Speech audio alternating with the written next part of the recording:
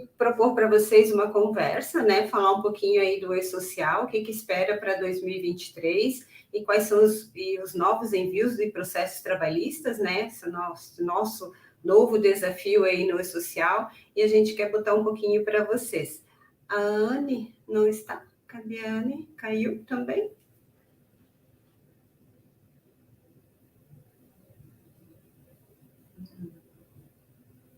A Anne voltou. Sim, estou aqui, estou vendo vocês. Legal, então vamos dar continuidade aí. Então, assim, eu fiz aqui para vocês uma linha do tempo, né? Do que vai ser o E-Social aí para esse ano, quais são as próximas etapas que a gente tem, né? Então, lá em outubro de 2022, foi promulgada uma nova deliberação aí para o E-Social, né? Foi aprovada a versão 1.1 do E-Social, e também nessa versão 1.1 vieram os layouts de processos trabalhistas, né? Então, a partir de janeiro de 2023, a gente entrou aí na obrigatoriedade os layouts da versão 1.1, né? E também, em consequência, teve novas atualizações, nota técnica, né? Para atualizar a versão 1.0, porque a 1.1 e a 1.0, elas agora entraram em janeiro no período de convivência e ficam até março, né? Então, estamos aí com 2 versões do E-Social em convivência. Aí, em março, termina o período de convivência, né, dessa versão 1.0, e daí permanece só a 1.1, tá? Em março também as empresas também começam a enviar a versão 1.1 com informações relativas ao imposto de renda, né, e RRA também, né, nessa versão 1.1, e a partir de abril a gente tem então os layouts de reclamatória trabalhistas, né, que é o que a gente vai dar mais foco aqui depois, que daí começa a obrigatoriedade também em abril. Era janeiro, né, foi prorrogado agora para dia 1º de abril, tá? E não é mentira. Não é mentira, é verdade. Então, e aí também está previsto, então, esse ano, a entrada, né, do recolhimento do imposto de renda pela DCTF Web. Então, em março, começa a ser enviadas as informações, e a partir de maio, então, começa a obrigatoriedade do recolhimento do imposto de renda pela DCTF Web também, tá? E está previsto aí para o 2º semestre, né, a entrada do FGTS Digital e também a publicação da versão 1.2, tá, para substituição da DIRF. Porque essas informações que estão sendo enviadas na versão 1.1 sobre imposto de renda e o recolhimento do imposto de renda não são as alterações ainda para a substituição da DIRF, tá? Somente com a versão 1.2, então, quando for publicada, é que será substituída a DIRF. Não sei se a Anne ou a Lu querem comentar alguma coisa sobre essa linha do tempo que a gente tem para esse ano. Fiquem à vontade. Eu acho que é bem interessante, né, para o pessoal, assim, a gente está falando há muito tempo de FGTS digital, não é? E, assim, ele no 2º semestre deve entrar só para testes, né, Kelly? Porque Isso. eu acho que a previsão é na virada, mas já é um bom anúncio, pelo menos está andando, né, essa parte.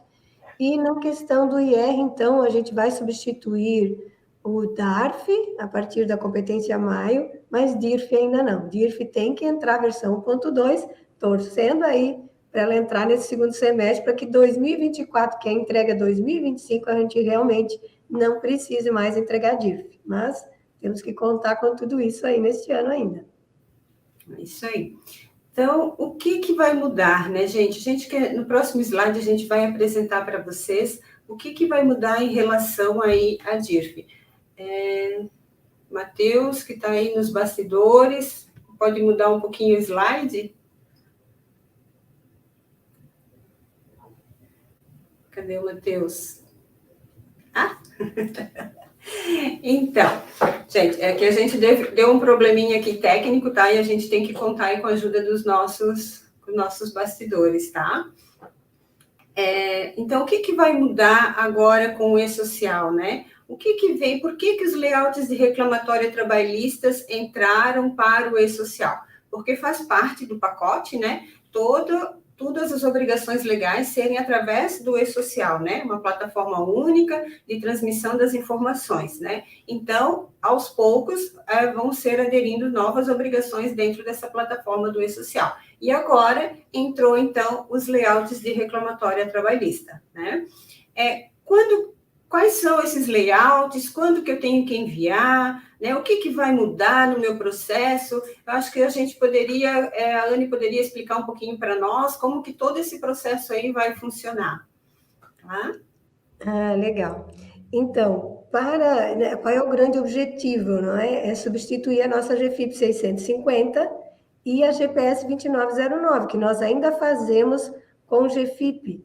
Então, de todas as substituições na parte da receita, na parte da previdência, é a que estava faltando.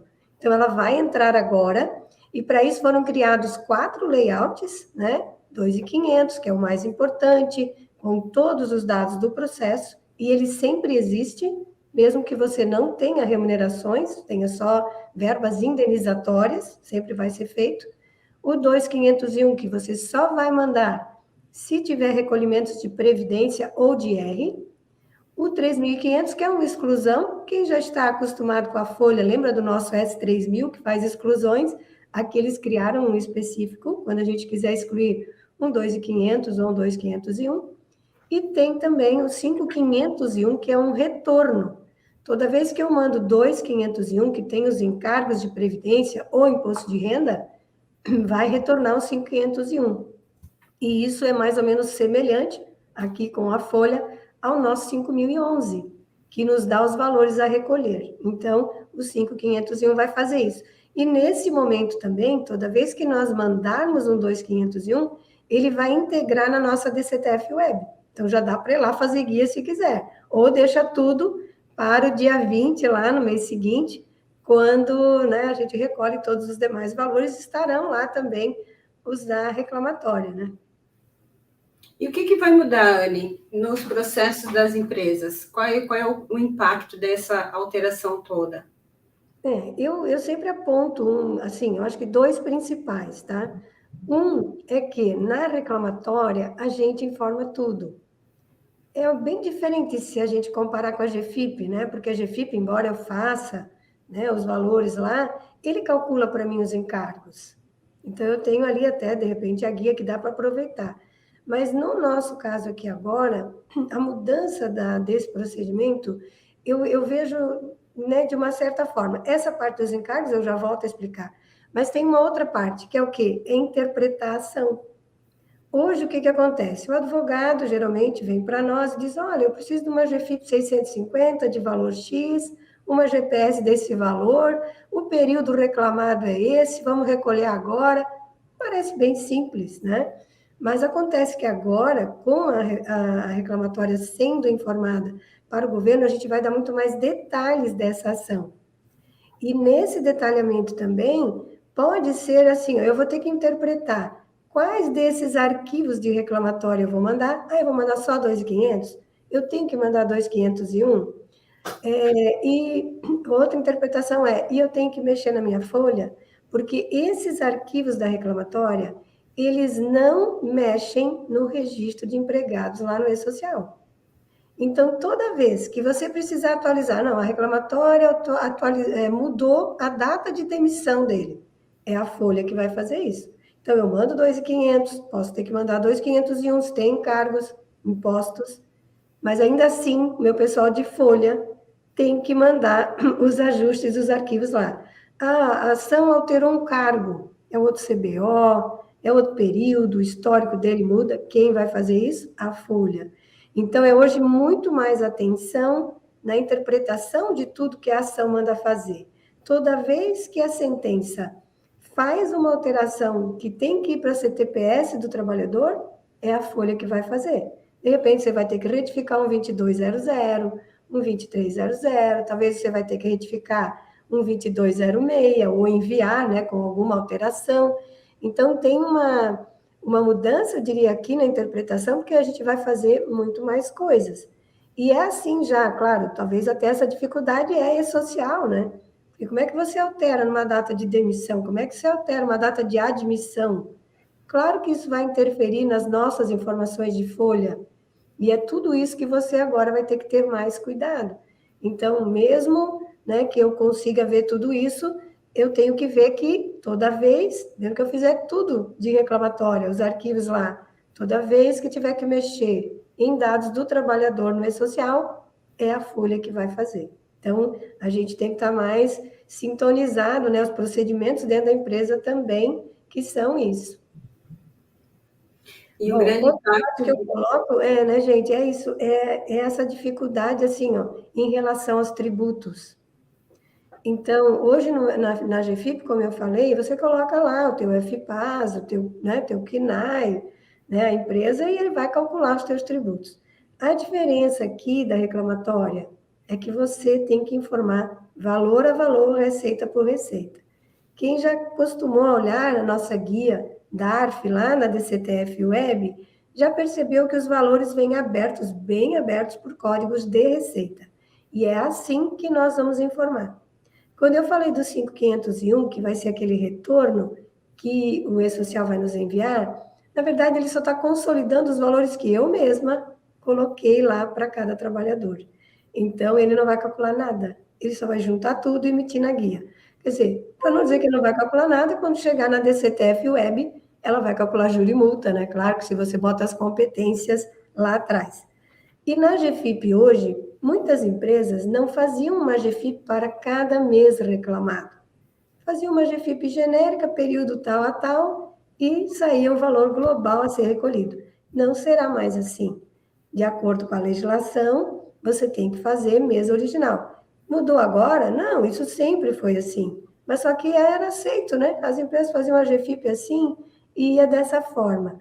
Agora não. Agora você vai ter que informar mês a mês e com isso, claro, você vai ter juros e multas calculados para atualizar, né? Desde a época que era devido até agora, e isso sim a DCTF Web vai fazer. A gente só informa os valores devidos, né, para ele fazer depois, tá?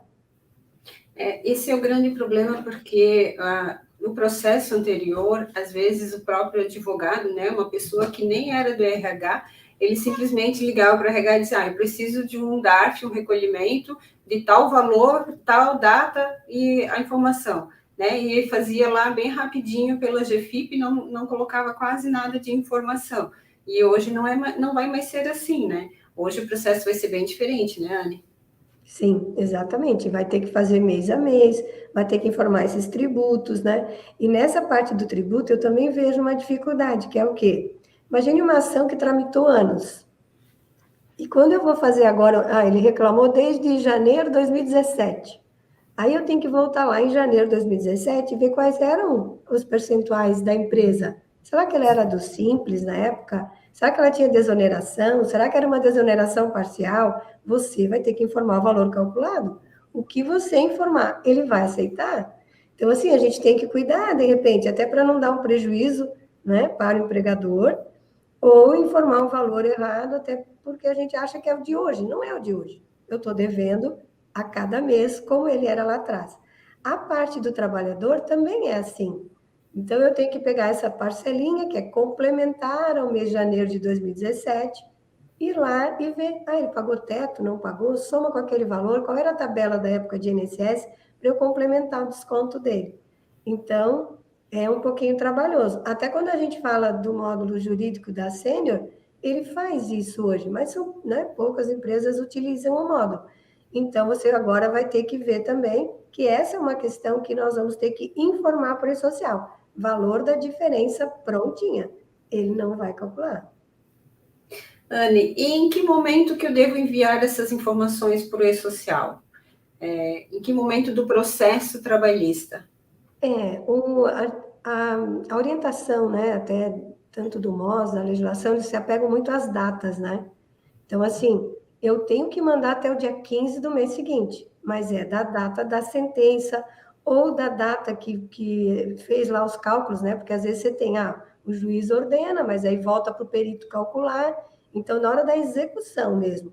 Tem uma outra dúvida que a gente vê bastante nas empresas, é que é assim, quando eu recebo a ação que eu informo? Não é quando você recebe a ação, é quando você está na hora de pagar.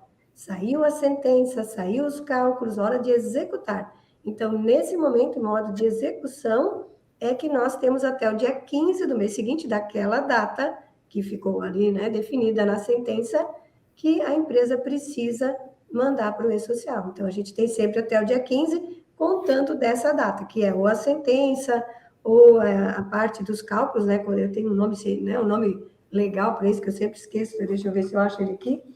Então, tem essa parte que a gente precisa olhar, tá? É a quitação, né? É que são 4, ele coloca 4 situações aí, né? Aqui, ó, agora eu vou ler bem certinho como é que diz lá. Data do trânsito em julgado da decisão líquida proferida no processo, agora é bem juridiquês, né? Da homologação do acordo judicial, porque também pode ser só um acordo, né? CCP ou Ninter também vale, não precisa ser Justiça do Trabalho. Da decisão homologatória dos cálculos de liquidação da sentença ou da celebração dos acordos também de CCP ou Ninter. Então, a gente tem esses 4 motivos. Para a gente resumir, a hora que ficou definido que a empresa vai pagar, que está tudo pronto ali para ela pagar. Então, se foi um acordo, até dia 15 do mês seguinte. Então, esse é o prazo que a gente tem para preparar as informações para o e-social. E é sempre nesse momento. Não quando eu recebi uma ação, porque isso ainda pode tramitar durante muito tempo, né? E outro item que é importante entender é que tudo vai começar em 1º de abril, né? Como disse a Kelly, é o dia da mentira, mas aqui, né, tá na verdade. Então, se você tem um processo, por exemplo, que foi aprovado até 31 de março, você ainda vai pagar, né? Tá ali dentro daquele mês. É modelo antigo. Você tem um processo tramitando desde 2022, você está pagando em parcelas. É processo antigo. Mesmo que você está pagando dentro de abril, maio, junho. Então, depende sempre de olhar essa data da sentença, né? Data da homologação do cálculo, data do acordo lá no CCP Uninter. Mesmo que você ainda não pagou, porque ele talvez jogou essa possibilidade mais para frente ou parcelou, o seu prazo é a partir de 1º de abril, modelo novo, até 31 de março, modelo antigo. A gente vai conviver com as duas coisas, sim, tá?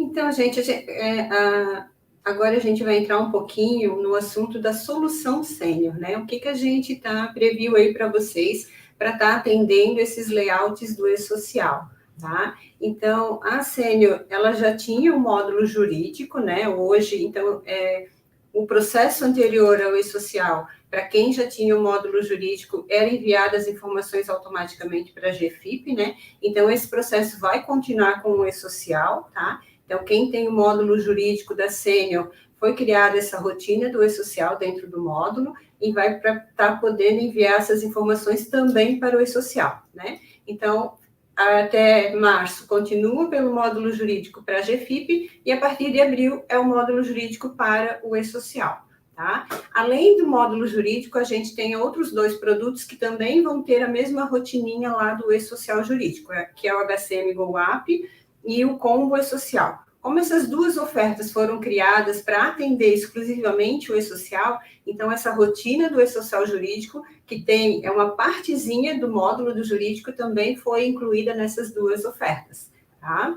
Eu estou aqui com a Luciana, né? A Luciana é técnica de negócios aqui na nossa área de serviços. Ela vai explicar um pouquinho para vocês como que pode funcionar os cenários, né, para os clientes que hoje têm o módulo jurídico, quem não tem o módulo jurídico, quem tem prestador de serviço. Então, ela vai falar um pouquinho com vocês aqui como que vai funcionar toda essa tratativa para os clientes atenderem o e-social.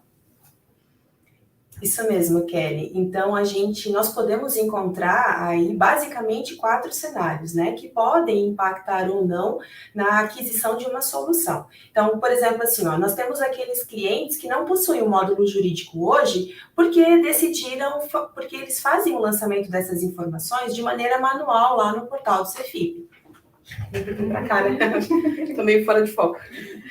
Porque eles fazem esse lançamento dessas informações das reclamatórias trabalhistas direto lá no portal do CEFIP. Então, ele tem a opção de continuar fazendo esse lançamento de maneira manual. Não vai ser mais lá no portal do CEFIP, vai ser no portal do e-social. Mas como a Nelane comentou antes, é possível? Vai ser assim tão simples? Não tão simples, né? Porque as informações agora, elas são consistidas, muitas eu tenho que entregar, eu tenho que lançar o valor pronto, quer dizer, eu vou ter que fazer esse cálculo. Então, se eu optar por fazer isso manualmente, eu vou ter um certo trabalhinho, né, na hora de fazer esse lançamento, mas é possível. Mas o cliente não tem o jurídico e ele quer automatizar esse processo, né? Ele quer simplificar a vida dele. Então, ele pode adquirir a solução do jurídico, fazer esse lançamento dessas informações das ações trabalhistas dentro da solução e deixar que a própria solução faça a geração de XML e o posterior envio desse XML para a base do governo através da mensageria do eDocs. A gente também tem outra situação, que é quando o cliente ele não tem um módulo jurídico, porque ele tem esse processo terceirizado, né? Então, ele tem lá um escritório que faz toda essa gestão desse processo para ele. E aí a gente tem que perguntar para o terceiro o seguinte: olha, o software que você utiliza vai fazer a geração desse XML? Então, assim, se ele terceiriza o processo, mas esse terceiro não faz a geração do XML, então a gente vai ter que construir uma integração para que esse terceiro mande para dentro do nosso jurídico as informações que eu vou precisar enviar para o social, para que o jurídico possa fazer a geração do XML. Então, nesse caso, eu tenho a aquisição da solução do jurídico, né? Porque se o terceiro não gera o XML, eu preciso trazer essas informações para dentro do jurídico para que ele possa gerar o XML e depois fazer o envio para o e-social. Esse processo, essa integração pode ser, eu posso digitar dentro do módulo jurídico, eu posso fazer uma importação via arquivo TXT, como eu posso customizar um web service. Então, é possível fazer e envolve uma customização, né? Um serviço para fazer esse terceiro mandar as informações para dentro do módulo jurídico. E nós também temos um outro cenário, que é quando o cliente não possui um módulo jurídico, ele tem, novamente, um terceiro que faz essa gestão para ele, e esse terceiro vai fazer a geração de XML. Então, o terceiro vai gerar o XML prontinho, para enviar para a base do e-social, só que não vai enviar. A tarefa de enviar fica por conta da empresa. Então, nesse caso, o cliente ele não precisa adquirir o jurídico. Ele vai precisar somente da mensageria, do eDocs, que muito possivelmente ele já tem por conta, né, da folha e dos XMLs de envio da folha. Então, ele vai fazer... O que tem que acontecer nesse cenário? O terceiro, ele vai fazer a gestão da ação trabalhista, vai fazer a geração do XML, e o terceiro, ele tem que consumir um serviço do nosso eDocs, né, um web service, para fazer o envio do XML do terceiro para dentro da base do eDocs, para que o eDocs possa fazer a transmissão desse XML para a base do governo. E aí tem um ponto de atenção, né? Porque o eDocs vai transmitir o XML para a base do governo, ele vai receber o número do recibo, né, que é o protocolo de entrega, e esse número ele fica dentro da base do eDocs. Então, o terceiro, ele tem que chamar o eDocs para fazer o envio do XML e depois ele tem que vir novamente no eDocs para buscar esse número do recibo, para que essa informação também esteja lá na origem. E a gente tem ainda um outro cenário, né? Que é quando o cliente ele não tem jurídico, porque o processo é terceirizado, e esse terceiro ele vai gerar o XML e também vai fazer o envio do XML para a base do governo. Então, nesse cenário, o cliente ele basicamente não teria nenhuma ação, porque todo o processo, desde a gestão da ação, a geração de XML e o envio, ficaria por conta do terceiro. E aí, nesse caso, né, o cliente não tem uma ação, só que ele também teria que confiar que toda aquela informação que vai ser enviada pelo terceiro está correta. Né, Anny? Que foi, acho que o que tu comentou, né? A questão da... Exatamente, tem que confiar que foi e tal. Mas são as possibilidades que o pessoal tem, né, Luciana? Que eu não tendo o módulo da Sênior, eu tendo um serviço terceirizado, o governo, quando ele... É que hoje vocês não estão ainda vendo o portal, né, com a reclamatória. Mas lá no portal da reclamatória, quem já entrou lá no nosso portal do e-social, além da folha, a gente tem lá os perfis de módulo. Então, existe um módulo SST, um módulo web geral, e vai ter lá um módulo reclamatório. Então, não é difícil de passar uma procuração restrita para ele ter acesso só àquela parte, mas é claro, como a gente viu, eu vou ter que informar os valores. Às vezes, existem planilhas que vêm dos peritos com cálculo, mas será que eu vou confiar naquele cálculo? Será que eu vou verificar se aquilo tudo está certo. Então, é um procedimento que as empresas também precisam decidir, né? Se elas vão confiar naqueles cálculos ou não. E muitas vezes é um acordo. Eu vi uma pergunta que tem aqui, eu acho que foi... parará. Deixa eu ver que alguém perguntou sobre... aqui, ó. Como será para os casos que pagamos diretamente a guia no tribunal? Isso agora, ó, não existe mais, tá? Você vai fazer 2.500. Então, tem muitas vezes que nós nem tomamos conhecimento dessas ações, porque é tudo pago lá no tribunal, joga tudo como valor indenizatório. Claro, mais fácil se for indenizatório, porque eu não tenho encargos. Vou mandar só o 2.500. Mas esse modelo agora passa também por uma informação para o E-Social, com todos os dados. CPF é CPF, dados que ele pediu, o período reclamado, né? Toda uma série de dados que tem ali. Então, não existe mais essa coisa de paga direto, quer dizer, vai pagar, só que vai passar por essa informação do mesmo jeito, que hoje é transparente, porque daí não tem GFIP, não tem guia, a gente nem vê, né? Eu cheguei a conversar com algumas empresas que falaram isso. Há anos que eu estou aqui, nunca vi uma ação. Mas, claro, porque paga no tribunal, e aí faz tudo indenizatório, né? Então, acabava que a gente nem tomava conhecimento. Mas sempre tem, né, alguma ação. E essas todas agora passam por aqui, tá? Inclusive, Legal. tem alguns casos de exemplos no manual, onde ele fala que se o que eu reclamei foi só porque eu não recebi, tipo, tá tudo declarado no E-Social, minhas folhas, mas eu não recebi. Ainda assim, eu vou fazer 2.500, botando aqueles meses tudo como zero, e daí recolhendo pela folha, já que na folha está declarado, nunca pode declarar os dois, né? Daí vai ficar duplo. E aí, no final, eu vou ter que fazer o 2.500 do mesmo jeito, tá? Então, se preparem, essa também é uma alteração em relação ao modelo que a gente estava usando agora, que eu só ficava sabendo se ia ter GFIP, né? Se não tivesse, a gente não precisaria informar nada, tá? Então, gente, agora eu vou mostrar para... A gente já vai entrar nas perguntas, né? A Ania aí deu uma breve já a resposta de uma pergunta, mas a gente vai entrar um pouquinho. Eu só vou apresentar para vocês, então, aqui rapidamente como que ficou o layout, né, lá do módulo do jurídico, né? Então, a gente criou uma rotina do E-Social, né? Essa rotina aqui, para ser habilitada dentro do módulo jurídico, tem que ir lá nas telinhas de definições do E-Social e colocar lá que envia os eventos, então, para poder aparecer aqui essa rotina, tá? A gente criou as telinhas de processos trabalhistas, para onde vai todas as informações do processos, e, consequentemente, essas informações vão gerar o 2500. E a outra telinha é de informações de tributos, onde vai as bases, né, de contribuição para o recolhimento, né? E daí, consequentemente, também gera o 2501. E além dessas telinhas aqui, a gente também, então, tem a tela de geração de pendências, né? Que é onde vai fazer toda a gestão de envio, recebimento, número de recibo, né? Como funciona hoje já na folha de pagamento, tá? Então, ficou tudo centralizado dentro dessa rotina E-Social, que a gente chama ela de E-Social jurídico. Então, dentro do módulo do jurídico, ele vai aparecer aqui no menu, e no HCM Go App e no combo do E-Social, é somente essa rotina aqui que vai estar disponibilizada nesses produtos, tá? Deixa eu completar algo aqui, Kelly. Oi? Até ficou bom essa tua imagem, que eu lembrei de um item, assim, até para esclarecer para quem está nos vendo, nos assistindo, né? O processo trabalhista, que é o que vai gerar o 2.500, a gente precisa fazer um cadastro para cada trabalhador. Então, imagine que você tenha uma ação coletiva.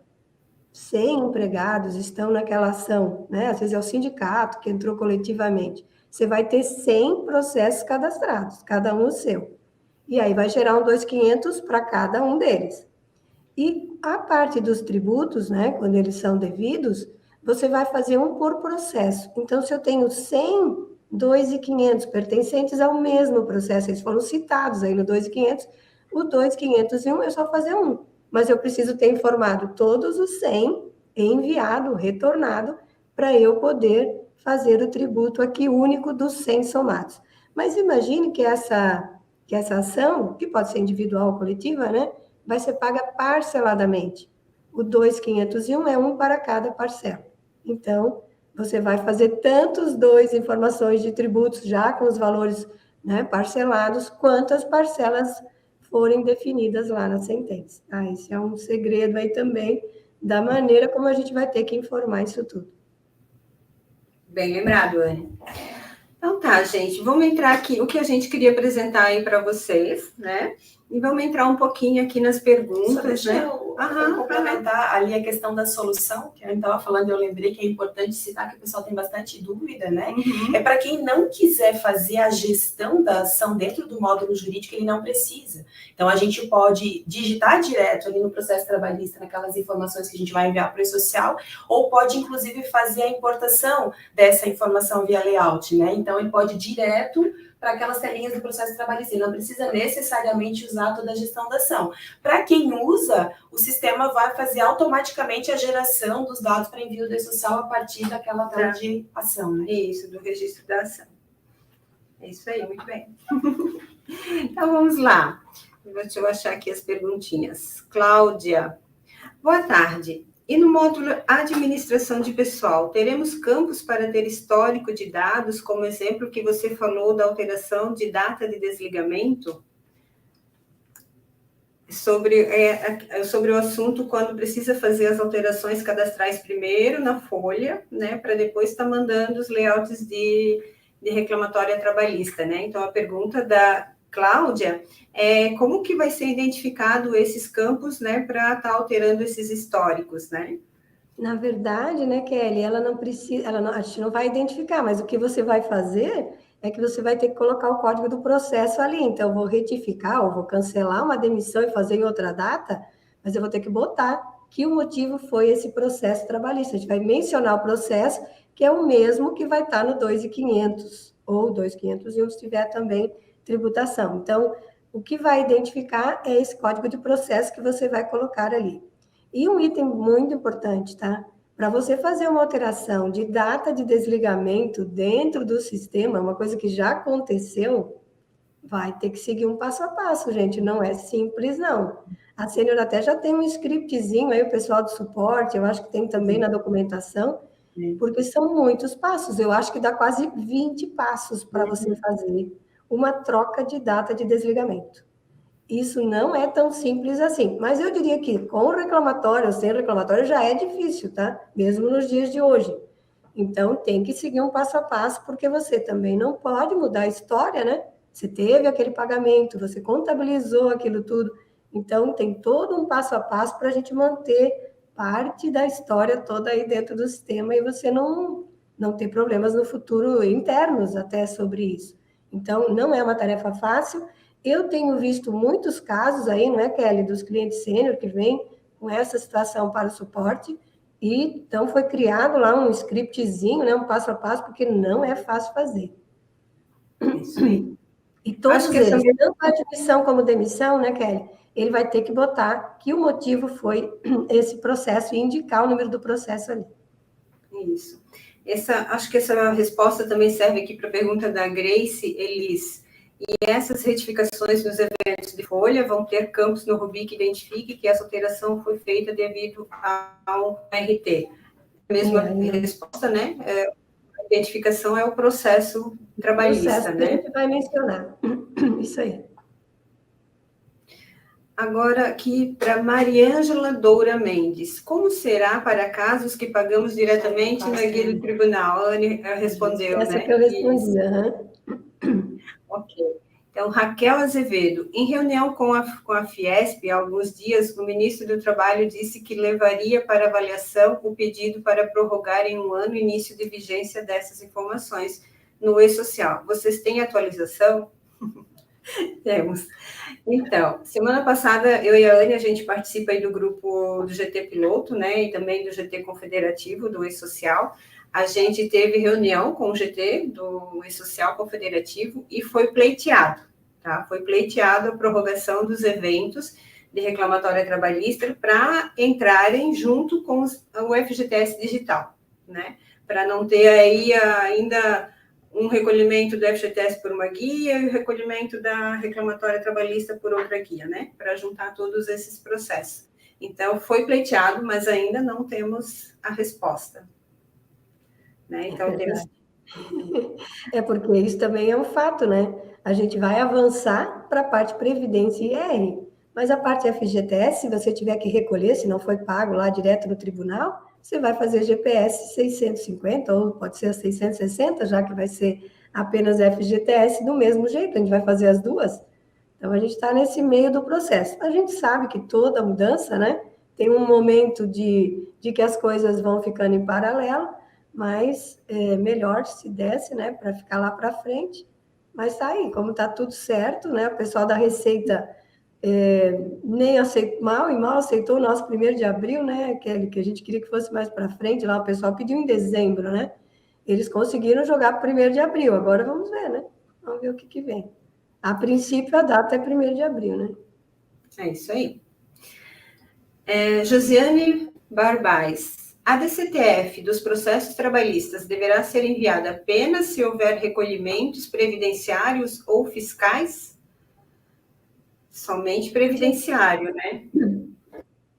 E depois com a entrada do imposto de renda também, né? E daí, como a Anne comentou, o FGTS ainda é pela GFIP. Sim, na DCTF Web, como a gente vai começar lá em 1º de abril, os recolhimentos de previdência em abril, né, se manter essa data, lá em 20 de maio já vão ser DCTF Web, e o DARF de IR, se tiver ainda DARF, porque só em maio é que a gente converte tudo isso para DCTF Web. Então, a gente vai ter um mês aí ainda com uma variação na questão do IR. Realmente, é mais raro a gente ter IR em uma ação trabalhista, por conta do RRA e tal. Mas se tiver, vai ser assim. É isso aí. A pergunta da Taiciara Nunes. Como será para os casos em que o jurídico é terceirizado? Acho que está dentro de uma das propostas, isso, né? É aquele esquema que eu expliquei antes, né?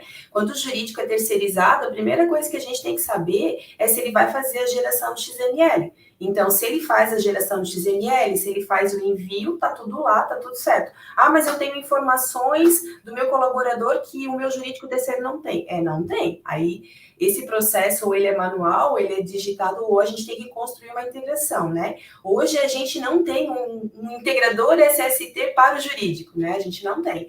Então, quando o jurídico é terceirizado, ele faz tudo por lá, ou a gente constrói uma integração para que esse jurídico terceiro converse com o nosso, né, caso, e aí implica em aquisição de licença do módulo jurídico, caso o terceiro ele não faça a geração de XML. Se ele gerar o XML, aí eu não preciso adquirir o jurídico, porque eu posso fazer o envio só de XML via docs, se for necessário, né, se o terceiro também já não o fizer. Essa última parte sua... Eu acho que, eu não sei se eu posso complementar aí, eu acho que uma posição também, assim, às vezes a gente tem até um departamento jurídico na empresa. Daí a gente pode dar para ele também o acesso ao módulo jurídico, claro, e ele digitar, ou sei lá, né, trabalhar ali dentro da informação, porque daí está todo integrado com o sistema sênior. Também, se a gente for dar uma procuração para eles digitarem direto no portal social, também dá. Mas, claro, sempre aproveitar uma base de dados que a gente tem é melhor, porque a gente vai precisar da matrícula dele no e-social, a gente vai precisar, né, de todos os dados dele aí, e sempre é interessante, né, a gente ter uma opção integrada, né? Acho que essa é uma das vantagens, vamos dizer, que a gente teria, né? Se o cliente puder dar o acesso do nosso módulo jurídico, é o melhor dos mundos, digamos assim, né? Porque a informação já vai estar ali, né? A coisa se complica um pouquinho quando o terceiro ele usa um outro sistema, né? Outro sistema, exato. Aí a gente tem que... Aí nós temos como fazer milagre aí, tem que ser o sistema dele, né? Principalmente as questões de folha, né, que estão integradas, né, como a Anne comentou antes. Então, lá atrás, a minha empresa era desonerada, a minha empresa era do Simples, né, então, se hoje ele já tem os dois sistemas, eles se conversam e você já tem essa informação. Se não tem, tem que colocar isso tudo manualmente, né. Eu acho que também respondemos aqui com essa última fala da Luciana, a pergunta do Fábio, né, que ele pergunta, né, para clientes que não têm o módulo jurídico e têm software de terceiro, é obrigatória a aquisição desse, e se sim, é necessário alimentar o sistema do mesmo, né? Então, acho que a gente já respondeu a tua pergunta, né, Fábio? Que pode falar. Não, é só dizer, basicamente você tem que ver a questão do XML, né? Se o terceiro gera o XML, você não precisa adquirir o jurídico. Aí você precisa ver somente se o terceiro vai enviar também. Caso não, aí faz o envio pelo eDocs. Se o terceiro não gera o XML e eu quero fazer isso pelo jurídico da Sênior, aí eu tenho que adquirir licença do módulo jurídico. Isso aí. A pergunta do Lucas Sardinha: se não gerar valores a pagar, como informar? Isso é para ti, Anne. É aquela parte que eu falei lá no início, né? E a gente só faz 2.500, né? Colocando os dados da ação, período reclamado e tal. E se tiver valor indenizatório, vai ali. O bom quando é indenizatório é que a gente não precisa abrir mês a mês. A gente só vai dizer o total que está pagando e tal. Mas, mesmo então, não tendo um valor a pagar ali, se eu não tenho nada a pagar, é como eu falei, de repente a ação não tem nada a pagar, mas ela tem uma situação que se força dentro da nossa folha. Aí você vai colocar a ação lá, tudo valor zero, competências com valor zero, e vai resolver pela folha conforme a sentença determinar, né? De repente eu só não recolhi a FGTS, mas eu já declarei tudo. Então, a sentença vai dizer isso, você vai mandar um 2.500, colocando lá os valores, e daí a folha que resolve, entende? Então, aí não tem guia nenhuma a partir da própria reclamatória, não tem DCTF web, mas a gente faz 2.500 do mesmo jeito. Tem uma pergunta aqui da Nathalie, é bem pertinente essa pergunta. Quando a empresa assume responsabilidade de um funcionário terceiro, como ficam os lançamentos, uma vez que as informações cadastrais no e-social não foram enviadas por nós? É a questão do colaborador estar no RET ou não no RET, né? Anne, queres responder essa pergunta para a Nathalie? A gente na verdade, a gente pode ter duas situações. Vamos ver, Nathalie, se eu acerto aí a tua dúvida, né? Uma situação pode ser, eu era só um tomador de serviço e fui na ação convocado, porque o empregador direto dele não tem dinheiro para pagar, eu vou ter que pagar, né? Então, esse é o que a gente chama de responsabilidade subsidiária, o responsável indireto, e eu vou ter que fazer. Então, quem é que declara o 2.500? É quem paga. Eu nem era o empregador dele, eu vou ter que mandar. Só que daí, nesse caso, ele respeita que eu não vou ter 2200, porque nunca foi meu. Eu só vou ter que pagar. Então, eu vou fazer um 2.500 e preencher os dados ali dentro. Aí ele vai me pedir alguns dados mais desse trabalhador dentro do 2.500, porque eu, que estou aqui pagando, sou o responsável indireto. Inclusive, eu vou citar quem é o empregador direto dele aqui dentro desse meu 2.500. E o resto eu vou fazer tudo por minha conta. Então, esse é um momento. Eu não tenho um cadastro de 2200 e nem terei, porque eu vou fazer tudo aqui. Agora, existe uma outra condição que é, eu até era só um tomador, ou eu peguei ele como autônomo, e aí deu reconhecimento de vínculo, e eu vou ter que fazer dele um empregado meu. Aí a história é igual, aí eu vou ter que mandar um 2200, dependendo, né, se ele está comigo ainda hoje ou não, vai que era um terceiro lá atrás, hoje até ele já pode ser meu empregado, daí eu já tenho. Mas aí é aquela história, toda vez que eu tiver que mexer em algo que vai para a carteira dele, uma data de admissão, demissão, cargo, salário, tudo vai ser a folha a fazer. Mesmo assim, eu faço 2.500, depois que a folha arrumar tudo, e faço 2.501 se tiver valor de encargos a recolher também. E se tiver FGTS, vou fazer GFIP ainda até final do ano, já que o FGTS digital, né, deve entrar ali na virada só. Isso aí. Muita coisa, né, gente? Muita coisa nessa reclamatória. Esse foi um dos motivos que foi adiado, né, para abril, né, porque houve bastante reclamação dos usuários, principalmente, né, porque muda muitos processos dentro dos RHs e muitas informações para enviar também, né. Então, esse foi um dos motivos. E um dos motivos também que foi adiado é que não foi disponibilizado com antecedência um ambiente de produção restrita, né, para fazerem a homologação, né. Então, até aqui a Ana Paula nos perguntou, né, a Sênior irá disponibilizar acesso aos clientes ao módulo de processo trabalhista na fase de homologação para testes? O e-social ainda não liberou a plataforma para homologação. Ele iria liberar A web, né, Kelly? A nossa tá, né? Eu estou testando, né? 2.500. Eu estou testando o nosso jurídico, tá? Sim, isso que eu ia responder. A solução da Sênior já está pronta, né? Então, já pode testar no ambiente de produção restrita, né? isso já pode estar homologando, porque a nossa versão já está no mercado aí desde dezembro e já pode estar utilizando, né? Agora, o e-social ainda não liberou, né? Então, temos que aguardar aí a liberação do e-social. Tá? Que deve acontecer em março, né, Kelly? Do jeito que está, né? Eles falaram que eles querem homologar liberar, né, para homologar 30 dias antes. O que funciona, né, gente? É que você tendo a solução da sênior e parametrizando ela no produção restrita, você vai conseguir enviar para o social, receber, fazer toda essa validação. Só que você não vai ter a visualização web lá no portal do e-social, da produção restrita. Isso você não tem. Isso eles ficaram de liberar 30 dias antes, agora em março, né? Antes do dia 1º de abril. Daí. Tá? Porque daí a solução da sênior já está preparada, você já pode testar. Agora, só que você não vai conseguir homologar com o e-social, né? A versão web não está pronta, né? É isso. A Mariângela perguntou aqui, terá módulo para clientes iCloud? Sim, né? Os nossos produtos em cloud também, principalmente o HCM Go App e o Combo e-social, né? São cloud, né? Também está liberado, tá? Essa tela só está disponível para quem tem o módulo jurídico, HCM Go App ou Combo e-social, tá? Esses 3 produtos. Todo o processo gera um layout 2500, mesmo sem valor a ser pago? Acho que a Ana já respondeu também, né? Ali a pergunta acima. Gente, eu estou correndo aqui rapidinho, porque a gente tem mais 6 minutinhos, tá? Estou tentando aqui responder todas as perguntas. Guilherme, ele está na G5 ou na plataforma? Está nos dois, né? Na versão 6.10 já é plataforma, né? No módulo jurídico, teremos que alimentar com os valores e verbas ou o sistema identifica sozinho, inteligência artificial? Nessa primeira versão que a gente liberou agora em dezembro, tem algum processo manual ainda a ser feito, mas a gente já vai liberar antes do dia 1º de abril, agora na versão de março, o automatismo das funções, tá? Que ele vai carregar os dados automaticamente, tá?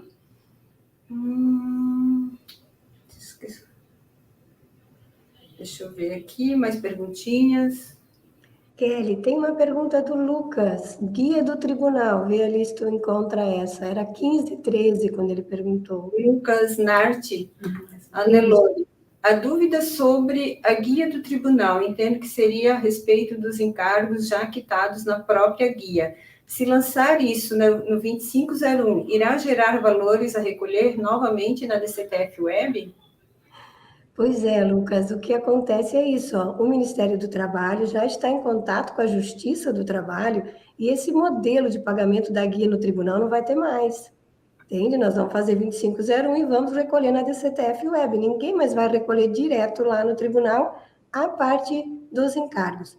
Se houve, por exemplo, um depósito, né? Vocês têm, às vezes, o depósito recursal, tem o suficiente para cobrir os encargos, né? Então, daí você não faz 2501. Né? Vamos supor, eu tinha que recolher 5.000 e o depósito, né, que eu tenho judicial lá é de 5.500. Então, eu não faço 2.501, porque daí lá na ação o juiz já vai liquidar, né, sacando lá daquele depósito.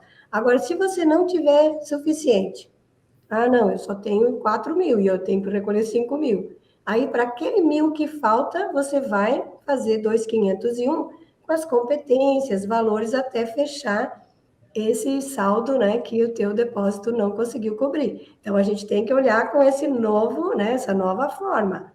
Não vai mais ter guia no tribunal. A guia vai ser toda aqui, Ministério do Trabalho e Justiça já estão se comunicando quanto a isso, né, para que mude lá também, né, então vai recolher por aqui. Se você fizer também, vai dar DCTF Web, mas na verdade é que você não pode recolher lá. Isso aí. Aqui o Daniel Ricardo, ele pergunta sobre a atualização das versões HCM e eDocs, o que é recomendado? Então, Daniel, a gente já está aí com a versão, né, liberou a versão do jurídico e do eDocs em dezembro, né? Como eu te falei, vai ter uma atualização agora em março, né, do automatismo aí das telas do jurídico. Então, se você ainda não atualizou, né, o módulo, e não quer testar antes, né, quer deixar para a última hora, você atualiza somente a versão do dia 24 de março, se eu não me engano é uma sexta-feira, 24. tá?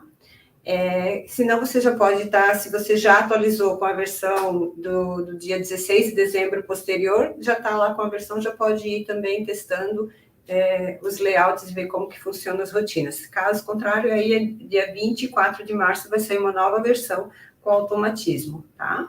Só complementando, né, Kelly, não é bom deixar muito para cima da hora, porque se você precisar de auxílio da sênior de serviço, né, e todo mundo deixar para esse mesmo período, a chance de dar problema de agenda é grande. Então, é interessante se programar antes, né? Com certeza. Com certeza. Boa. A pergunta do Guilherme também, não sei se é o mesmo, não, Daniel. Não, Guilherme. A licença é cobrada por colaborador com processo cadastrado? Então, hoje o jurídico ele já funciona, né, por colaborador, é cadastrado em ações trabalhistas.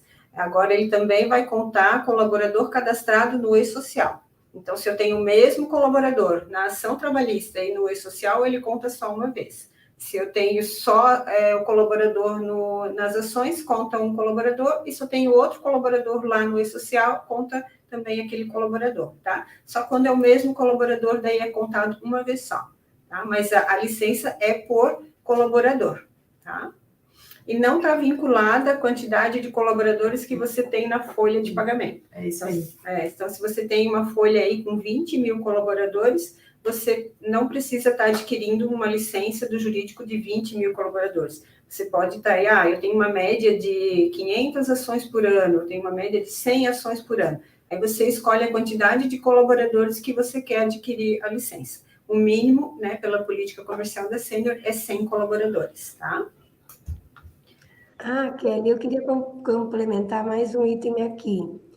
A parte desse módulo de reclamatória trabalhista no e-social, ele é totalmente independente da folha.